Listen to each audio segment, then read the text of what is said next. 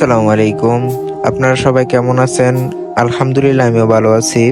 আজকে আমরা চলে যাচ্ছি 4 ইঞ্চি পাইপের কাজ করার জন্য। আমরা প্রথমেই ছিদ্রগুলো করে নেব। এটা 10 ইঞ্চি গাঁথনি। আপনারা তো জানেনই 10 ইঞ্চি গাঁথনি ভাঙতে কিরকম সময় লাগে। তারপরেও আলহামদুলিল্লাহ আমাদের ব্রেকার মিনি ব্রেকার দিয়ে ভাঙ্গি, এর জন্য তাড়াতাড়ি হয়। এগুলো হয়েছে আমাদের 4 ইঞ্চি ফিটিং। এখানে 2টা বিল্ডিং, ওই যে দেখা যাচ্ছে একটা বিল্ডিং, আর আমরা এই যে এই বিল্ডিং এ কাজ করতেছি। নাইম বালুগুলা ভালো করে সরিয়ে এখন আমাদের কাজ মোটামুটি কমপ্লিট। আমরা ক্যাপ না লাগিয়ে ভালো করে উনাইয়া পাইপগুলো বইটা দিছি। এটা কিরকম হয়েছে অবশ্যই আপনারা কমেন্ট বক্সে বলে যাবেন। এখানে আমাদের লো পেন বসবে।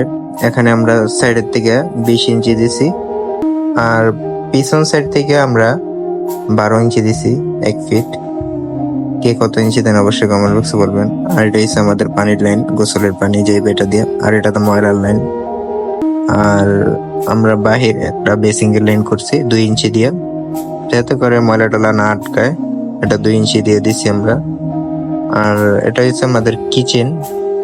এটা এখানে আমাদের এটা হচ্ছে আমাদের সিঙ্কের পানি যাবে, সিঙ্কের লাইন। আর এটা বাড়িওয়ালার পরামর্শ করে মানে কিচেনটা ধোয়া দায়ী করলে এই পানিটা এদিক দিয়ে যাবে।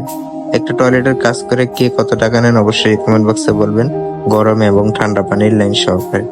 সবাই ভালো থাকবেন, আল্লাহ হাফেজ।